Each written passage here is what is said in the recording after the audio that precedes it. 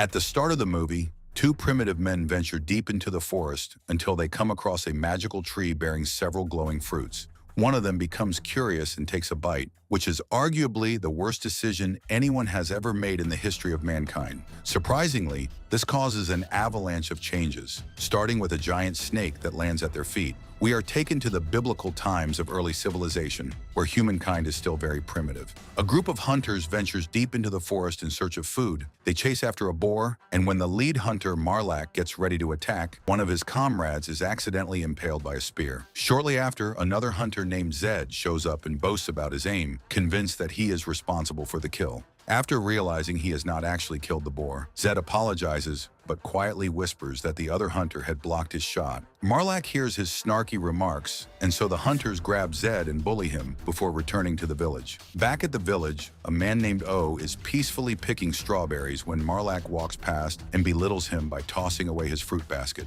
It turns out that O and Zed have been close friends since birth. As the two chat, Zed spots his crush Maya and starts to flirt with her. However, she politely rejects him, explaining that she wants a man who can protect and provide for her. To make matters worse, Marlak walks over and presents Maya with a severed boar's head as a token of love, and she seems far more impressed by that than by anything Zed has ever done. Meanwhile, O is also attracted to Zed's sister Ima, but he is far too shy to go and speak to her. Just then, one of the villagers relieves himself right behind Zed's sleeping quarters, which turns out to be the final straw. Zed and O decide to take a walk into the woods, where Zed goes on a rant about how he has always been looked down upon and treated like garbage. They eventually come across a tree bearing glowing fruits. It turns out eating this fruit is strictly forbidden, and no one has ever dared to go near it. However, Zed begins questioning why it is actually forbidden in the first place. O does his best to stop him, but Zed, who believes the fruit will make him more intelligent and possibly improve his chances with Maya, bites into it anyway. Immediately, Zed claims to have gained superior knowledge. However, he fails to answer even the most basic questions. At the same time, a giant snake wraps itself around O's feet, causing him to panic. He desperately asks Zed what they should do, but every suggestion Zed offers is completely useless. Zed, unfazed, simply eats more of the forbidden fruit. Somehow this does not help. Later that night, the villagers hold a dance festival. O decides this is his moment to impress Ima and performs the fertility dance with her. She gets up and joins him, which seems like progress, until O hits her on the head with a stick thinking she will enjoy it. She does not. Ima angrily hits him back before storming away.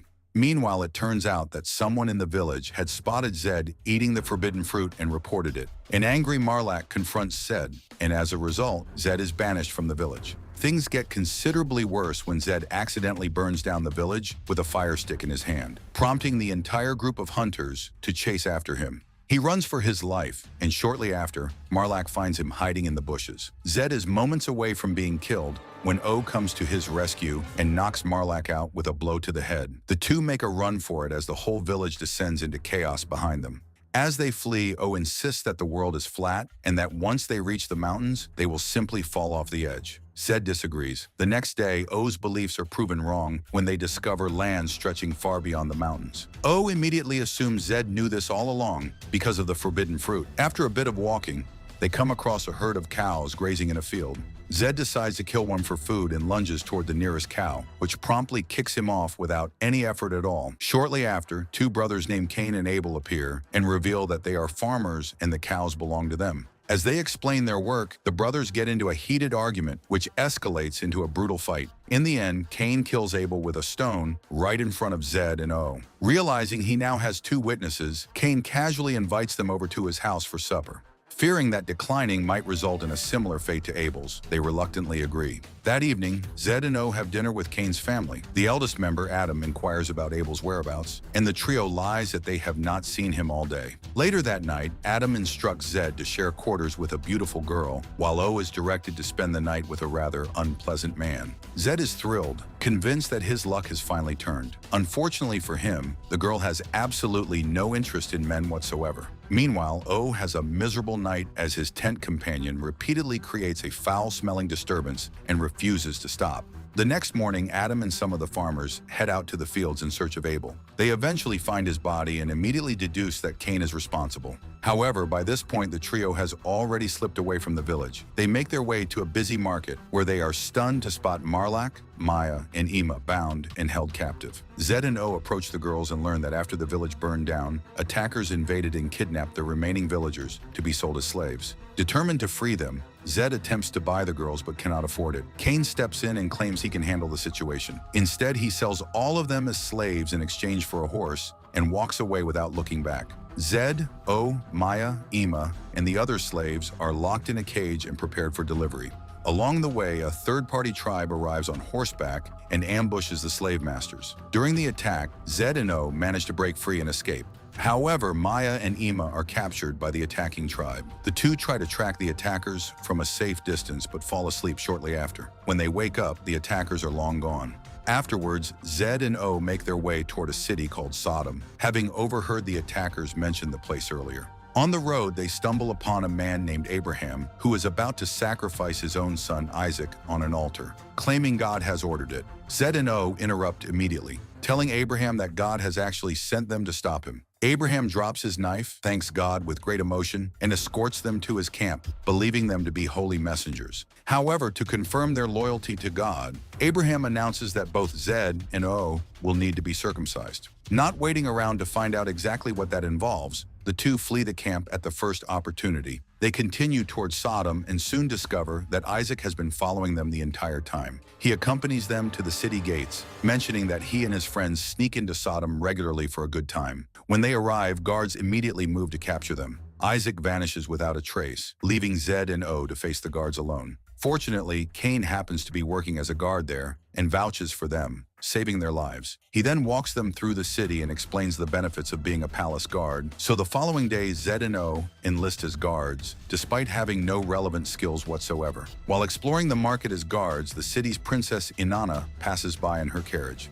Zed is immediately drawn to her, but Cain bluntly reminds him that a man of his standing has absolutely no chance with royalty. They then head to the palace, where they witness a virgin woman being sacrificed. The people of Sodom believe that such sacrifices please the gods, who will in return provide rain, food, and shelter. After the ceremony, a slave approaches and reveals that Princess Inanna has summoned Zed and O. O is taken elsewhere by an elderly palace official, while the slave escorts Zed into the palace. Inside, Zed finds himself at an intimate gathering and discovers that the slave who led him there is actually Maya. He also spots O standing completely still in the corner, covered from head to toe in gold paint, posing as a statue.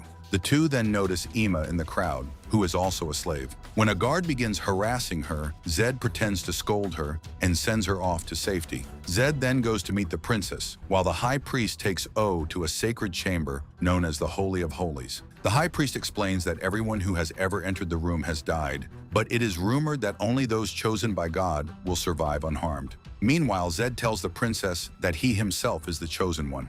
Intrigued, the princess takes him to the Holy of Holies and convinces him to go inside and speak to God on behalf of the suffering people. Zed steps through the doors, bracing himself for instant death. Nothing happens. Instead, he finds O already hiding inside the room, having sneaked in to escape the high priest, who had been forcing him to perform uncomfortable tasks. Zed kneels before a large stone in the middle of the room and prays to God, asking for the strength to free his friends and for rain to end the famine. After his prayers, the two get into an argument about whether God even exists, which feels like an unusual conversation to be having inside the holiest room in the city. They eventually make up and leave together, only to be met immediately by the high priest and a team of guards who arrest them both for entering the forbidden room. The following day, Zed and O are brought before the public and sentenced to death by stoning. Before the punishment can begin, Zed addresses the king directly and declares that he is the chosen one. Pointing out that he entered the Holy of Holies and walked out alive, the crowd begins chanting his name.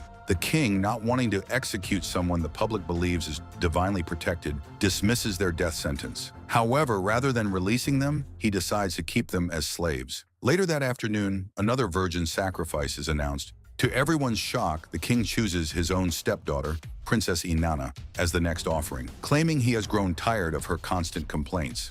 It also turns out that Ima and Maya are next in line to be sacrificed as well. When Zed finds out, he makes a dramatic entry and causes significant destruction to a nearby construction site in the process. At the same time, Abraham, Isaac, and their followers reveal themselves and a full-scale riot breaks out. The public joins the uprising while some of the guards turn against the king, killing him and seizing his crown. Amid the chaos, O finally rescues Ima and confesses his feelings for her, which is something he has been working up the courage to do for the entire film. Meanwhile, Zed fights through wave after wave of guards and eventually reaches Maya, saving her just as the high priest stumbles and falls into the pit of fire. When the fighting finally stops, the crowd cheers for Zed, convinced he is the chosen one. It also begins to rain, which only adds to their excitement. However, Zed surprises everyone by coming clean. He tells the crowd that he is just an ordinary man who was trying to save his friends. He tells them that anyone can be chosen and that anyone can shape their own destiny if they push through difficult times. The speech sends the crowd into an uproar of inspiration.